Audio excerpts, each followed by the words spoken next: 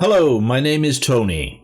Anyone remember a game on the Amiga 500 from Cinemaware called Wings? I do. It was released in 1990. I absolutely loved it. Played it for months on end. My fingers bled and my thumb turned into an arthritic lump of useless jelly from the repetitive strain of yanking my joystick relentlessly. Playing Wings caused pretty much the same thing. You stepped into the flying boots of a rookie pilot stationed in France near enemy lines in World War I. The gameplay included two arcade sections, bombing and strafing, but the central plank was the predominant 3D dogfighting, putting you in charge of a plane and machine gun firing in a rickety and temperamental biplane. The player creates a character who then embarks on a career. If you get killed, you can create another character or start again from scratch, just like real life. You pick up commendations, medals, promotions, accrued kills, additional skills, and better crates and guns as the war progresses. There were nearly 300 missions to undertake, with briefings, debriefings, a personal diary, and often the tragic loss of characters you would come to know and relate to. What a game! But very much detached from the real world, wherein life as a British World War I pilot, dogfighting with the Hun above the trenches in France was a whole different kettle of sopwith. Strip away the fake glamour and popular mythology and the misconception that it was safer to be a fighter pilot than a grunt on the ground, and you find that the average life expectancy of taking to the air, with between as little as 10 and a maximum of 50 hours flight training, was just 11 days. The planes were rudimentary death traps, the machine gun and bomb delivery systems unreliable at best, and pilots, unless they were delusional psychopaths with nerves of tensile steel, prone to raging PTSD, crippling anxiety states, alcoholism, and complete psychological breakdown.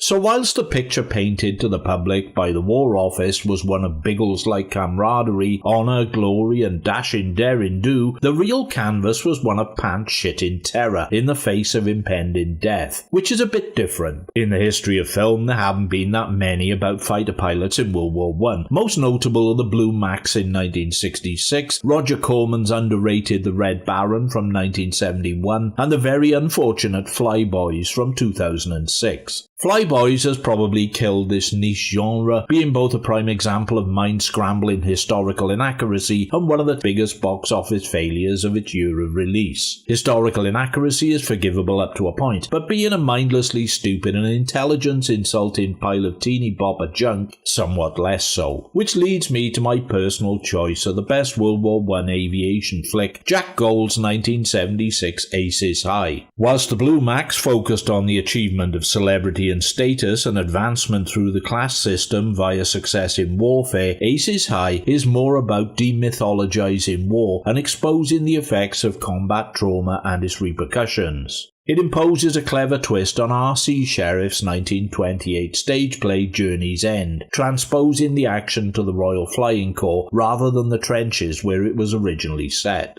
The narrative spans a week in the life of a squadron of British fighter pilots stationed in France near the enemy line in 1917. It kicks off at Eton College in 1916, where Gresham Malcolm McDowell, a former house captain and graduate, addresses an assembly of the senior class about his intention to join the war effort as a pilot in the RFC. Fast forward to Gresham dogfighting with German planes high above the French countryside. He uses ruthless, underhanded tactics to force a German plane to land and then machine guns it when it's on the ground, executing the pilot. Then cruelly tormenting the gunner escaping on foot. It's certainly not cricket, there's no gallantry involved, just a case of kill or be killed. Croft, Peter Firth, the brother of Gresham's girlfriend, has canvassed to be posted to Gresham's base. He's a callow and idealistic youth and idolises Gresham, who was his house captain at Eton. Gresham, the base commander and an undeniably skilled pilot, is also an alcoholic, unable to fly sober due to a fear of failure and death. He is horrified by Croft's arrival. The average life expectancy of rookie flyers is 2 weeks at most. However, he resolves to give Croft as much a chance of survival as possible. Thematically, the film explores the effects that combat stress has on the human psyche through the eyes of the various characters it depicts. Gresham self-medicates with booze to maintain a veneer of calm and poise and carry out his duty. Crawford, Simon Ward, feigns illness to avoid flying, which is perceived as cowardice until he plunges into a full-blown mental collapse. Sinclair, Christopher Plummer, known as Uncle to the men, is the wounded old hand who cultivates the role of father figure, coping through acts of kindness and display dispensing sagely advice. Then there's Croft, who has no true idea of what he's let himself in for. He's really just an overeager and deluded public schoolboy who, as events dictate, will never have a chance to grow up. The top brass, represented by Ray Milland, Trevor Howard and Richard Johnson, are clearly drawn as the archetypal donkeys leading lions. Pompous military strategists with no shred of emotional intelligence. They deny the pilots a supply of parachutes lest it encourages them to bail out and abandon their planes, which they reason are costly and therefore would be counterproductive to the war effort. They reside safely and securely, located away from the action, enjoying comfort and fine dining, while sending thousands to their deaths with the stroke of a pen. Along with these character studies, the parallel commentary on the emotional trauma that war visits upon its participants, and the critique of the military blimps running the show, Aces High has a fair share of aerial action going on to keep the viewer engaged. And I liked it when I first saw it, and I like it now, and I'll explain why. On the surface, the squadron itself could be mistaken purely as a bunch of public school nincompoops jollying it up in the mess and cavorting about like overprivileged infants. They sing around the piano, put on exaggerated airs, all tally-ho, by Jove, and I say old chap affectations, drink, smoke. They watch slideshows of naked women jeering lasciviously and generally coming over as insufferable pricks, until you realise this is just a behavioural smokescreen to distract them from the lethal reality of their situation. They are existing just a hair's breadth away from imminent death, balanced on a razor's edge, nerves progressively fraying and shredding. Every day they climb into a plane and take to the skies, maybe their last. All they're really doing is assuming the equivalent of whistling in the dark. If they appear to be mindless prats, it's because it's the nearest thing to a coping mechanism they have. These guys are fucked, and they know it. Bluster, bravado and bullshit is all that they've got in defense against the madness. It's easy to buy it as stiff upper lip cliche, but it's all an act, and a pretty ragged one at that. Jack Gold, the director, had a career alternating between cinema and telly movies or telly plays. To my mind, Aces High is his best movie work, closely followed by The Medusa Touch, which few seem to like, but I found to be a remarkably entertaining barrel of hokum. Although the action on the ground, the dramatics, are a bit stagey in execution, exposing the origins of the piece, he handles it with a certain directness and a sincere sense of feeling for the material. It's not flashy or overly exciting stuff, but he gets the point across that fear does indeed eat the soul, or the personality and character of a human being. Gresham and Crawford are almost mirror images of each other. Crawford is the upper crust arrogant wreck Gresham would be if he allowed himself the luxury of giving in and cracking up, and if Gresham hadn't found courage in a bottle. They deal with the same trauma in different ways. Gresham is ashamed of what he has become, refuses to take leave and go home because he doesn't want his fiancée to see how he has changed. Crawford wants to go home whatever state he's in. The only thing that stops him deserting is Gresham threatening to have him court-martialed and shot. Instead, he mentally disintegrates completely, dresses in his pilot gear, and runs around the airfield at night with arms outstretched, pretending to be an aeroplane. He goes right off his coconut, which sort of works out for him in a way, because once he's collapsed into a heap of gibbering human wreckage in the grass, there's no way he's going to be considered fit to fly. Croft pilots Uncle on a mission to take some photographs of the enemy lines. They are attacked by German fighters, and on returning to base, Uncle is found to be shot dead in the passenger seat. Croft takes it hard but cannot process the way that everyone else just carries on as usual after the initial shock, laughing and joking and fooling around in the mess. What's to grasp? Today it's Uncle, tomorrow it could be any one of them.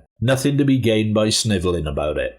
The squadron's final mission on the 7th day is a dangerous one, the shooting down of German observation balloons under heavy ground fire and prolific aerial support. In a fierce battle, the squadron is decimated, with only Gresham and Croft remaining. As they're about to return to base, Croft collides with an enemy fighter, both planes exploding into flames and debris. Gresham returns alone, the sole survivor. The closing scenes of the film are especially poignant and handled with quiet and skillful consideration. As Gresham struggles to write a letter to Croft's family giving notice of his death, 3 new replacement flyers are ushered into his office. They are Croft's age and possibly even less experienced, but just as fresh-faced, naive and idealistic. Gresham regards them with tacit, world-weary despair, apparent just beneath his shell of military professionalism. As he looks out of his window, he sees a battle-weary Croft walking towards him across the grass. Croft stops and they look at each other. Then the apparition slowly fades away. Gresham comments to his corporal, "These windows need cleaning," and his eyes slowly fill with tears. It's a tremendously moving and expressive scene, and serves to evidence just what an accomplished actor Malcolm McDowell could be. His face speaks volumes of sadness, loss and grief in those final moments. Great stuff. Actors acting. Is it an anti-war movie? It fits that category. Certainly doesn't glorify, and the mood is mostly somber. Jerry Fisher's cinematography, greys, muddy browns, greens and muted blues, complements effectively and frames the aerial sequences nicely. Talking of which, they're pretty good, despite some occasionally ropey back projection. The notion of unreliable machines held together by canvas, wood and wire is well captured. The dogfighting sequences are raw, tense and suspenseful. Score by Richard Hartley is ironically jaunty military band stuff and is a decent accompaniment for the visuals and narrative. Howard Barker's screenplay is a little overwrought here and there, with a snatch or two of clunky dialogue and the odd discordant exchange, but it's a solid enough piece of work as it stands. Ultimately, it looks and feels like a well-meaning and authentic portrayal of young and not-so-young men who gave all their tomorrows so we could have our today. Sure, the modern leftist ideologues and snowflakes cleave into their own special brand of right-on neo-fascism, and their desire to apply obliterating emulsion to history will scoff at such a notion. But these are cold hard facts. They can deny and dismiss until their tits turn tangerine and their bollocks battleship blue. But without the sacrifices of such men and women in that war and the subsequent rematch, most of us would likely not exist, or have the freedom to be the arseholes we want to be. We owe 'em, all of us. Thank you for your time and attention. The deal is this: you can like, dislike, comment, don't comment, subscribe or don't subscribe, do something or do nothing, as you see fit. It's all good. Me, I think I might invest in a copy of Wings Remastered Edition for the PC on Steam. See if I can't take down von Richthofen one last time. The flying fucking fiend. Meanwhile, here's a song called Vapor Trails.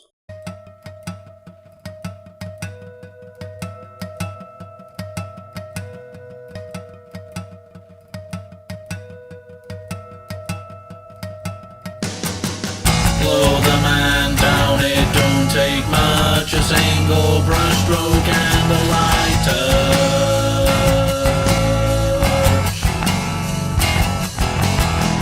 You get around, socially mobile, easy manner and a sweet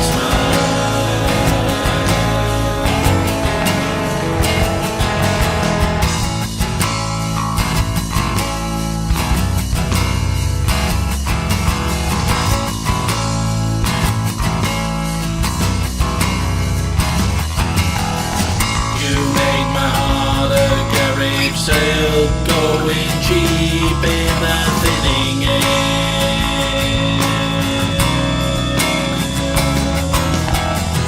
Into the blue, those vapor trails, at least someone is going somewhere up there.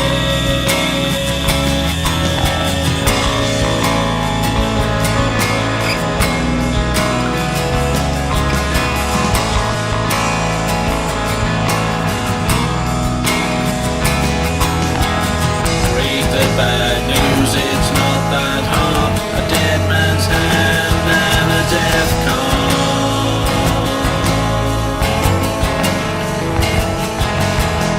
I never smile, nothing to smile at. Empty bottle and a beer mat.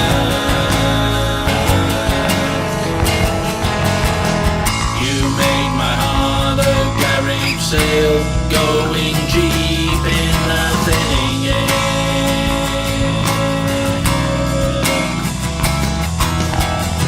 Into the blue, those vapor trails, at least someone is going somewhere up there. Is anybody home these days? We're all living on our own these days. The planes are on the ground these days.